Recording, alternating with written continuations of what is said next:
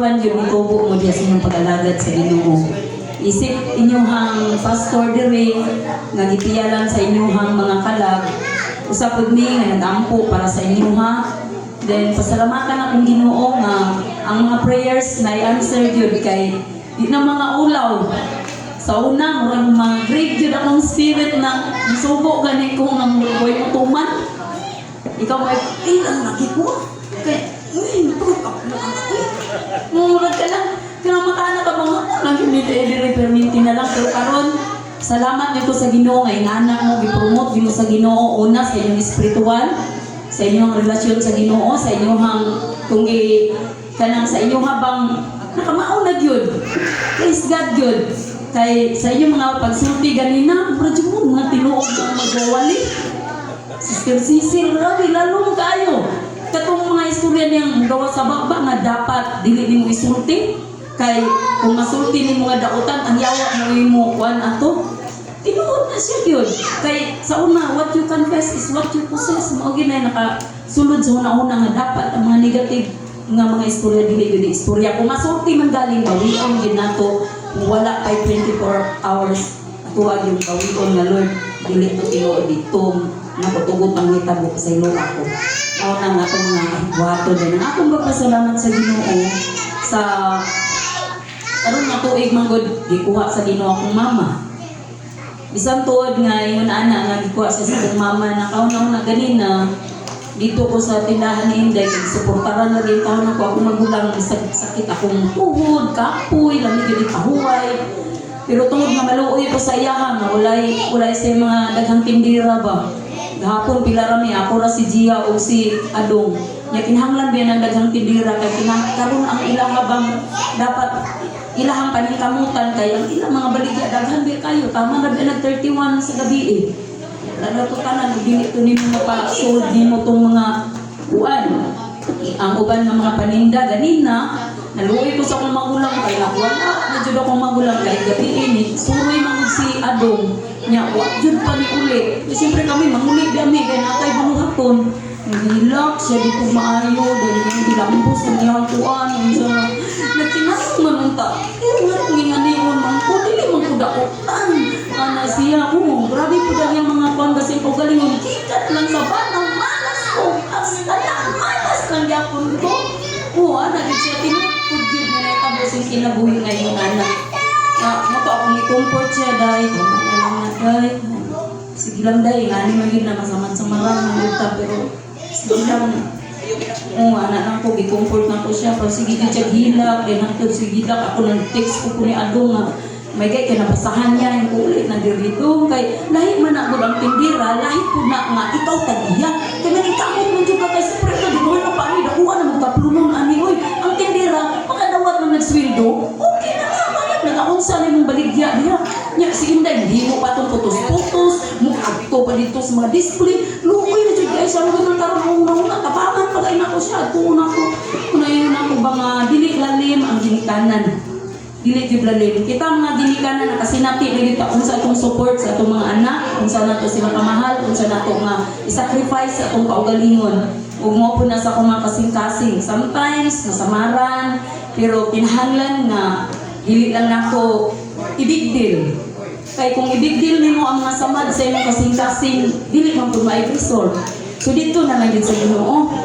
Lord, hantod mahilod na ka, mahilod ka sa imong mga gibati. Una akong gipasalamatan ang Ginoo ana sa kanabang pailog, ngayang gihatag, sa kanang makasagot ka sa tanan ng palibot sa imong kinabuhi nga usay di na nimo masabtan. Hindi si kayo give up. Sometimes makauna-una kag mga dili maayo pero ingon nimo imong kaugalingon nga aw akong ingon akong kaugalingon ayaw i-give up ang ministry nga gihatag sa Ginoo nimo. Namay mo ingon sa akong sulod, maulawan ka kung ikaw mubiyak. Maulawan ko kaya naman akong gipromote ang Ginoo. Maulawan pud ang Ginoo, maulawan pud ko. Kay siyempre kung nag-promote ka, meaning imo gid siyang kanang naagoy kanang pagkamatuod kung imo magisulti sa mga tao niya baka kung nay ka kay pa may give up no muna ako ang gipasalamatan ni atong Sunday Tinuod na akong Sunday gyud ako akong heart gyud murag something gyud akong heart. Kung di ko ganahan dahil murag naa jud ko something. Ako lang gyud na og ang Ginoo nakabalo. Pero niyo ko sa Ginoo, Lord, kitaon niya mangtumang tayo yung kagaw, Lord, kita Ginoo gyud. Anak ko sa Ginoo. Ako ang bukang mumatakok sa iyo, kita ra Ginoo, Lord. Diha na ko ibuhos mo tanan. Mo to nga nag-worship ko. Kaya man ako worship ato. Nag-pray ko, taas akong mga pag-ampo, alas 4 ko ni mata. Dayon, pagkahuman, nag-open ko sa akong Bible. Nga kay cellphone man, kay para makita ko, gibutang na ko sa New Testament tanan.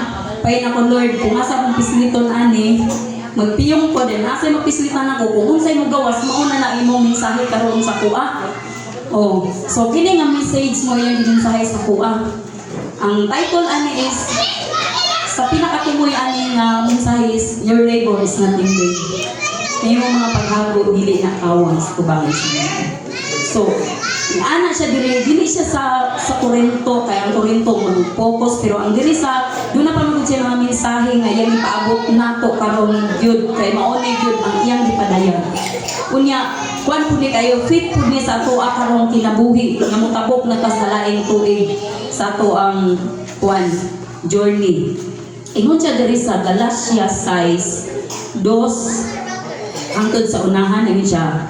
Pag pinabangay kamo sa pagpasan sa inyong mga alantuson, kay niining paagiha, matuma ninyo ang sugo ni Kristo. Ngunit siya, muli ka ng pagdasig ni Paul sa tuwa. Kung may maghuna-huna, nga bilinhon siya, bisan kung ang tinuod, maunga wala di ay siya bili, naglimbong lamang siya sa iyang kaugalingon. So kinahanglan eh, di ta magpa-self-centered, huwag ako rin akong ayaw, ako alit. O, naglimbong tas kong kaugalingon, mo na gisulti sa Ginoo. Dayon, ang sa pulong nga gisulti ni Apostol Paul, nga gipadayag sa Ginoo. Ang tagsa-tagsa angay nga magsusi sa inyong kaugalingong buluhaton. Ang tagsa-tagsa angay nga magsusi sa iyang kaugalingong buluhaton. Kung maayo kini, magapagsigarbo siya sa iyang nahimo sa walay pagtandi niini ngadto sa nabuhat sa uban. So dili na to itandi kay Ginoo man lang mo ay mo reward na to. No? Pasalamatan na to kung nakahimo ka. Kay sa 5 kay ang matag-usa kinahanglan magpasan sa iyang kaugalingong palasanon. Okay, naaday tayo mga palasanon igsoon. Hello. Amen. Ingon diri nga kay ang matag-usa kinahanglan magpasan sa iyang kaugalingong palasanon. Munang unsay imong gipasan karon, unsay akong gipasan, unsay iyang gipasan. O gidi ay na nato ang journey. Padayon ta sa atong pag-alagad. Sa 6 nagyan diri ang gitudluan sa Kristohanong mensahe angay nga magpaambit sa iyang magtutudlo sa tanang maayong butang nga anaa kaniya. Pasabot ang gitudluan sa Kristohanong pagtulon mensahe angay nga magpaambit sa iyang magtutudlo sa tanang maayong butang nga anaa kaniya. Sa inyong pagsabot, unsay pasabot? Ha? Ang gitudloan sa Kristohanong mensahe angay nga magpaambit sa iyang magtutudlo sa tanang maayong butang nga anaa kaniya. Meaning, ikaw nga gitudloan ka sa imong magtutudlo nga gipiyang sa Ginoo nimo, magpaambit ka sa tanang maayong butang nga naa nimo. Paambiti imong magtutudlo. O mensahe ni sa Ginoo dili ni ako kaya ming gi-reveal. Paambiti ayaw kalimti imong magtutudlo igsuon. Kinahanglan ay nga imo siyang paambiton sa mga maayong butang nga gihatag sa imuha. Yaman ni gisulti, dili man po ni ako, man po ko ingon nga naghuna-hunaan ni. Iyan ang gisulti. Dayon nag-ingon diri sa 7, ayaw limbungi ang inyong kaugalingon pinaagi sa pagtuo nga makalimbong kamo sa Dios. Ang ipugas sa tao mausab ang iyang anihon. No. So kung doon na kay gipugas, mo na imong anihon, nagpugas kag maayo, mo ani kag maayo, nagpugas kag unsa imong gipugas paagi diha. Halimbawa, kaning karon o kani sila namugas man ni sila sa ilahang mga pamilya. Nag-give sila, nag-give pugas man na. O nag-give mo sa inyong mga mahal sa kinabuhi, yung mga pangugos. Ako nakahatag ko pero gamay ra gyud kita. Nasugatan na ako sa dalan, murag ako kaikyas. Pero sa akong gibuhat, dong dako naman yung kadong, pero si Ninang gamay ra kwarta dong. Bahin na tani to, di sa 100 kapalit naman po siguro kaani dong snack ani. Nalipay siya. Naguna-una ang naman dito yung break dito mo nakahalip. Ako pa inatan. Kaya nga no, nalipay manggod siya sa 100. Muna nga urag ko nalipay ko. Higawat siya na nalipay. Naguna-una ka kung unsay akong gihatag mo din ang Ginoo. Naganang hidawat gani ka nga. Wa ka naguna-una nga ka gamay na ni unsa basta gipasalamatan na nimong Ginoo mang Ginoo lang. Ako pag siya tagaan kay di sa gamay nagpasalamat wan siya. Tinuod na kay mo pud na akong gibati. Munang makita ra gyud gyapon ni kay ako ang tong ina na. Dahil nag-ingon diri siya sa unahan kung magtanong siya diha sa uma sa lawasno niyang mga tinguha gikan niini maani niya ang kamatayon.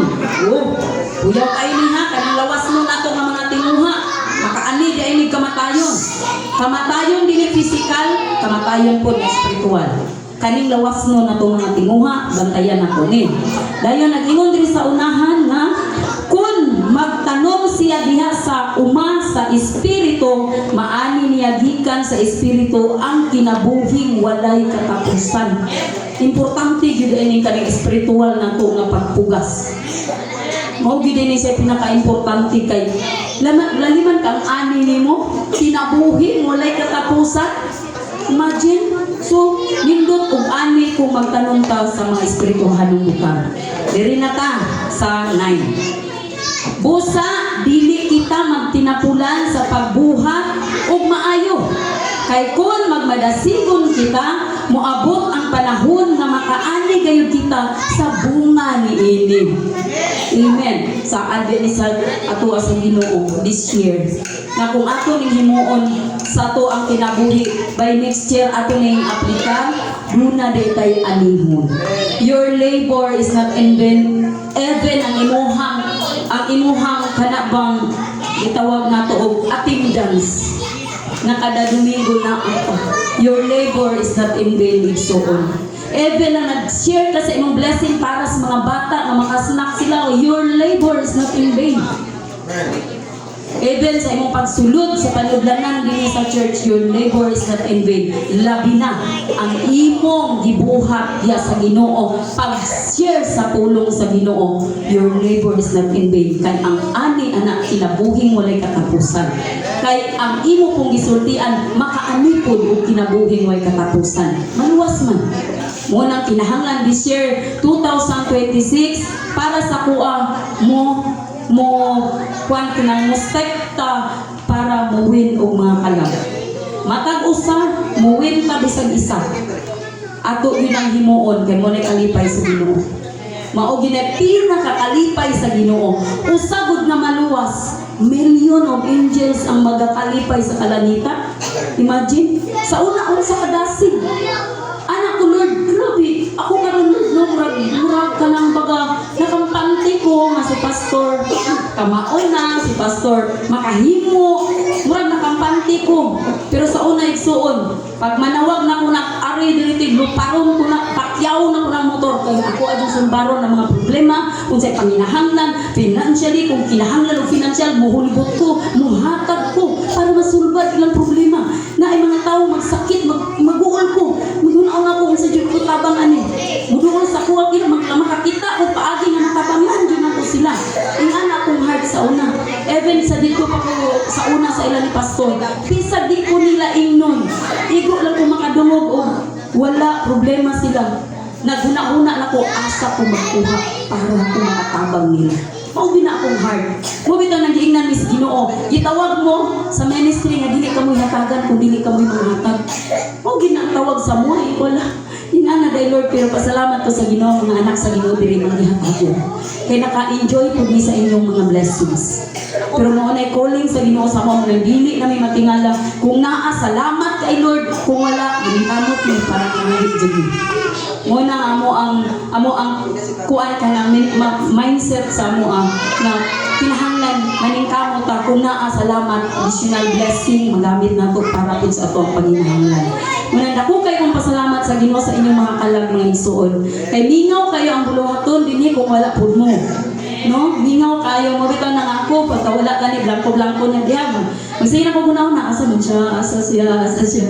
Mo ginako kay mura kung pagka nag-attendance ako una bang malingi-lingi ko wala pa gid siya sa iyang lingkuranan. Kay lami kayo talam-tamon o bation na naamo nakauban namo sa mga pagsimba sa tubuhin ng Dios. Kay pinaka-importante ang ako ang relasyon sa Ginoo ingon ri magdinasigay lang jud ta. No kay nasayod ka nga dili ni makawang ang tanan atong gibuhat. No magdinasigay ta kay haduol na pabalik sa Ginoo. Mao gini nga mensahe ang iyang gihatag sa kuwa nga busa samtang may kahigayunan kita buhaton ta ang maayo ngadto sa tanang mga tawo labi na gayud sa atong isig ka magtotoo. Muna kung sa may mga natong buhaton, kung nasa may problema, share your blessings. Kung nasa may problema, share your prayer. Importante makaampo ta sa atong mga kaigsuonan kay wa ta kabalong sa ilang mga gipasan ng mga kabuhat sa ilahang matag-adlaw ng mga buluhaton. So yung na lang ako salamat at pasalamat ko po ni Pastor na sa unang panahon kung sa lang yun ang pagtawag sa Ginoo sa mua, daghan kay mga persecution, daghan kay mga kana bang mga discrimination, daghan kayong mga madunggan nimo pero pasalamat ko dili jud ko kaayo ano magtagad. Basta ang akong gitagad lang Lord, kung nalipay ka namo, ikaw may reward namo. Unya kung mubila minimo Ginoo tungod lang sa tao, asa pud mi paingon. Ngong puta lang painan, siya ra man gyapon atong sangpiton. Una akong ipasalamatan ng Ginoo nga halagad sa Dios. Usahay mga igo gyapon ta ani bisag magtapad mi, oy inyong kinabuhi basta yung mga anak. Pero kitang tanan kinahanglan lang gyud taon kanang pagdisiplina sa kung kaugalingon. Unsa may mga gibuhat nato wala nang lipay ang Ginoo. Ibili na og kuya pa, ibili na this year. 2025. Then mo-proceed ka sa 2026. New life in Christ. New life in Christ, ha? Kung ang mga asawa isog, hinay na. New life in Christ. Ako ko, manditahong ulit ko sa pero salamat ang mga sa Ginoo kay si Pastor. Basta gani, makaginong istorya yung sakit-sakit. Musibang ka lang. Amigo na po pasulit. Lahat manak. Stop na. So, anak lang, dayon. Dili ang kita perfect. Kita tanan di kita perfect. Muna nga to. Perfect man si God, nga to ang yalagaran. Muna nga to lagi perfect. Nga to ang panag-uban sa pamilya. No? Ato ang pasalamatan ng Ginoo nga nakasurvive ka. Nga to mga pamilya, wala nang iba. Tungod kay ang yawa, wala ni daog. Amen. Tungod kay ang idaog sa to ang Ginoo. Kaya ko siya nitagaan ng honor. I-honor na to ang word sa Ginoo. Muna nga, rooted na ginagsoon. O bantayan na to ang atong pagka-rooted. Kaya basig ipidlog o maayo ang atong gamot. O niya, anayon di ay ito. Prating rotida, nga ang anay, basig ginag-ut-ut dito, niya natumba na di ita. No, bantayan na ng mga anay, pangandoy kinabuhi nga dili na related sa pamaagi sa Ginoo. Ito ang mga pinulungan, ito ang mga binuhatan, o kung sa man ang katong dili makaayo sa ato ang kinabuhing espirituhanon, ato ang isurrender sa Ginoo. Ano lang, o dalay ko ng Diyos, thank you Jesus for everything, Lord God. Thank you sa akong mga anak nagpagamit para sa ministry, sa music, o sa ibang mga ministries na sa music ministry, o sa tanang mga kaigsuunan nga niya karon nga wala gid ninyong gikawang ang panahon nato nga gikasabutan para ato ang pasalamatan ng Ginoo. Okay, so ako yata ni Pastor.